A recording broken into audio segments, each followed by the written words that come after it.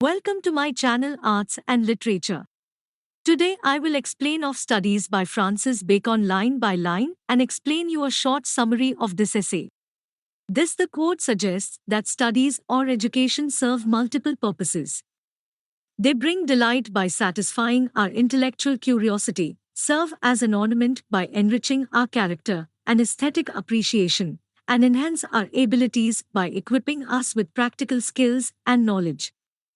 By recognizing these benefits, we can appreciate the multifaceted value of engaging in studies.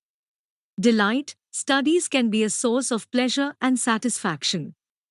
When we engage in learning, we often explore topics that interest us, challenge our intellect, and expand our understanding of the world.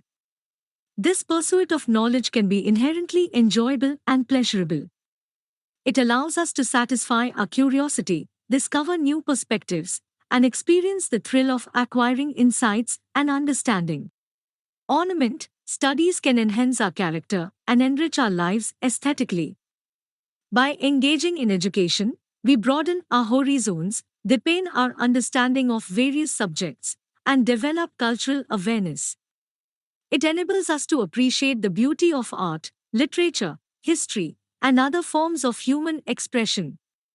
As a result, studies become an adornment to our character, enhancing our interactions with others and our appreciation of the world around us. Ability, studies provide us with practical skills and abilities. Education equips us with knowledge and expertise in specific fields, helping us develop proficiency, competence, and enhance our critical thinking skills, problem-solving capabilities, and communication skills. These abilities, acquired through education, empower us to tackle challenges effectively, pursue professional success, and contribute meaningfully to society. This passage is saying that books have different purposes and benefits. They can bring us joy and relaxation when we read them privately. They can also be used to enhance our conversations and make them more interesting. Furthermore, books can improve our skills and help us make better decisions when it comes to managing our work or business. According to this passage, books have three main purposes. First, they provide pleasure when we read them in private and enjoy their content. Second, they serve as decorative objects and topics of conversation. Lastly, they enhance our knowledge and skills, especially when it comes to making good judgments and handling important tasks. While knowledgeable individuals can handle specific tasks and make judgments about them, the overall strategies and organization of important matters are best handled by those who have learned and studied extensively.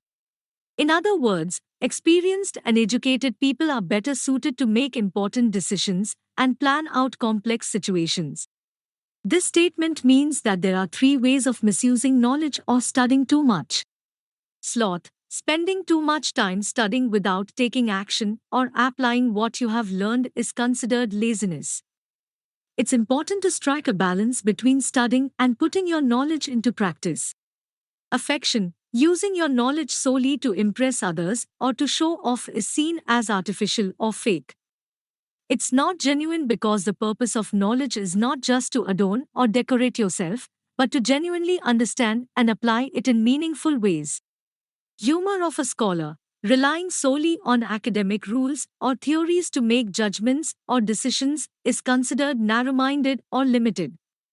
True scholarship involves a broader understanding that goes beyond just theoretical knowledge. This statement suggests that individuals have innate abilities or talents similar to natural plants. However, these abilities require nurturing and refinement through education and learning, pruning. On the other hand, studies and theoretical knowledge alone can be too broad and insufficient without practical experience to shape and direct them.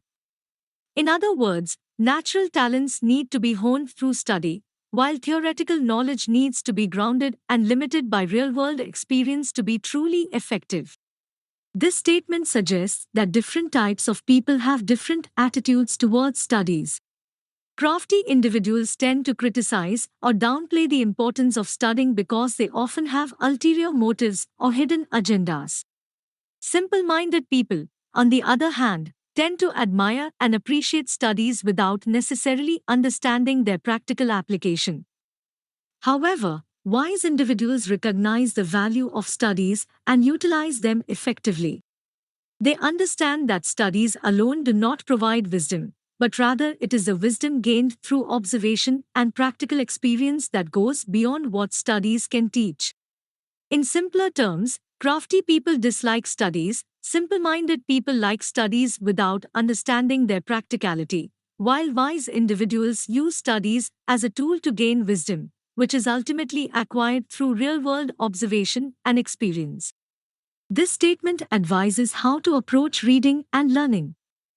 It suggests that when reading, we should not aim to argue against or disprove what we encounter. Similarly, we shouldn't blindly accept everything we read without questioning it.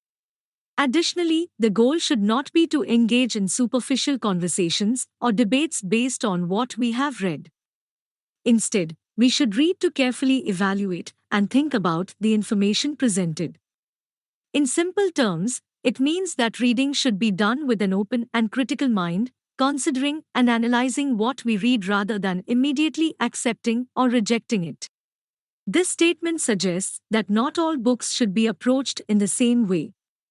Some books are meant to be briefly skimmed or read partially, like tasting a sample. Other books should be read completely but not necessarily with deep scrutiny, like swallowing food without chewing it thoroughly. Then, there are a few exceptional books that should be read fully, attentively, and with careful consideration, like chewing and digesting food. Furthermore, the statement mentions that some books can be summarized or extracted by others, but this is only suitable for less important topics and low quality books. Otherwise, relying solely on summarized versions of books is like using diluted substances, lacking depth and substance.